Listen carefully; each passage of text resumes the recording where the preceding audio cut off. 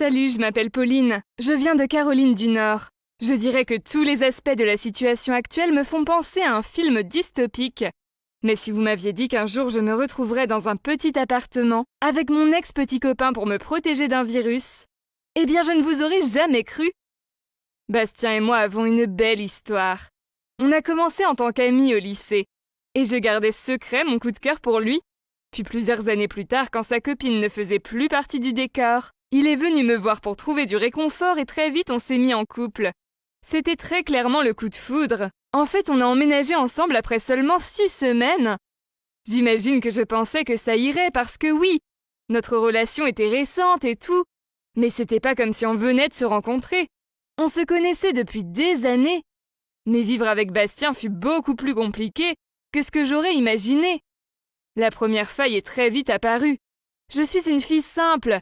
Je ne suis pas du genre à me préparer pendant des heures. Et je ne vois pas le problème de laisser des assiettes et des vêtements traîner. Bastien détestait mon côté bordélique et disait que j'étais maladroite et négligée. Mais il n'avait pas l'air de vouloir faire le ménage. J'étais énervée, alors j'ai embauché une femme de ménage. Quand je lui ai dit, il a pété les plombs en me disant des choses pas très sympas. Il se trouve qu'il n'aimait pas que des inconnus viennent chez lui. On s'est excusé et il a promis de m'aider plus souvent pour le ménage. Ça avait l'air bien. Mais dans la réalité, rien ne se passait. Bastien est un dingue de travail, alors il n'avait pas le temps de faire sa part des corvées. Le ménage, ce n'est pas mon truc.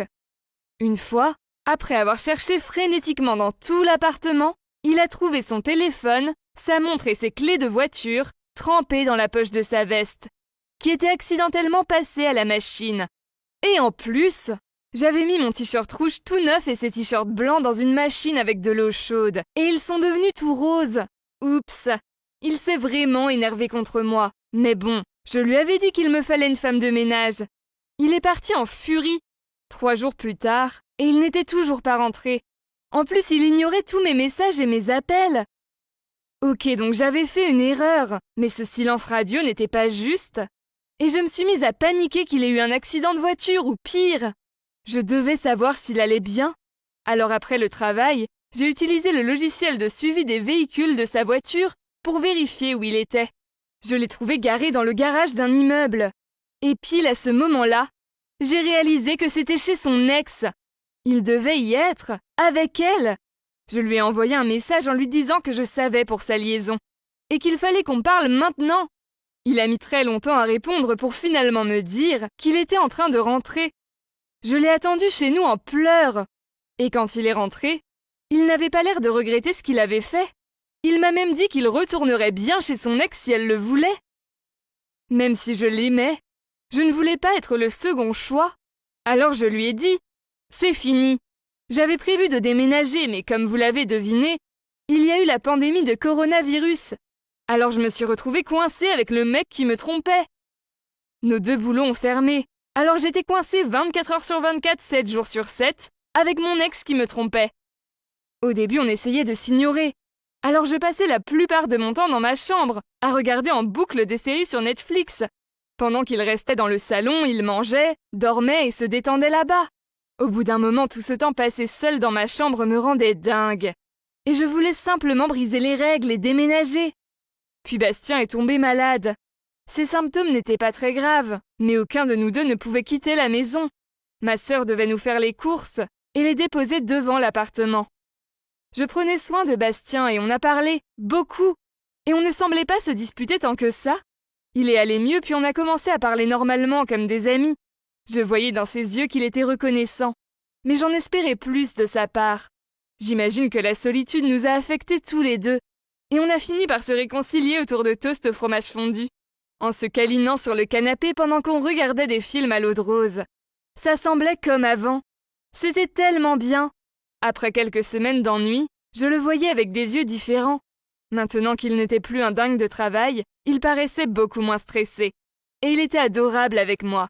Il m'a même fait livrer des fleurs pour me remercier de m'être occupée de lui. On avait eu des conversations rigolotes et des soirées films, et notre nid d'amour du début était le seul endroit sûr.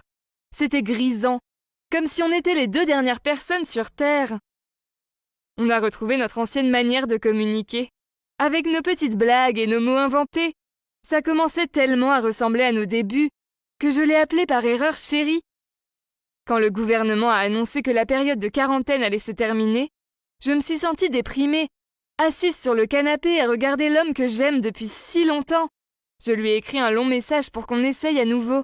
Ça paraissait trop dur à dire à voix haute. On pourrait être de nouveau comme avant. Il m'a dit sans équivoque que c'était fini pour de bon, et que notre rupture avait bel et bien fait ça, nous briser. Il a dit qu'il allait essayer de faire de son mieux pour que son ex le reprenne. Il se trouve que la quarantaine n'était qu'un beau film dans mon esprit, mais que c'était pour lui une prison. Puis il a fait la longue liste des choses qui le dérangeaient chez moi, comme le fait de laisser mes sous-vêtements par terre dans la salle de bain, et faire des blagues stupides et pas drôles, de ne pas prendre soin de mon apparence en restant toute la journée dans mon pyjama taché et de traîner, avec les pires cheveux de quelqu'un qui ne sort pas. Il ne me trouvait plus attirante. Il a été gentil avec moi car c'était plus facile comme ça. En plus, une partie de lui m'aimait toujours, mais en tant qu'ami. Alors que le monde retourne doucement à la normale, j'ai le cœur complètement brisé.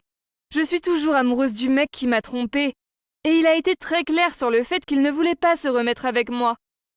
Maintenant, quand je me regarde dans le miroir, je vois une sagouine moche dans le reflet. Je ne me suis pas bien occupée de moi, et j'avais été trop naïve en me montrant sous mon vrai jour. Alors maintenant, il était parti, et je ne peux pas m'empêcher de penser que si j'avais été une fausse version de moi-même, il m'aimerait moi et pas elle. Est-ce qu'il me voudra à nouveau si je deviens meilleure, plus jolie et une version de moi qui ressemble à son ex ?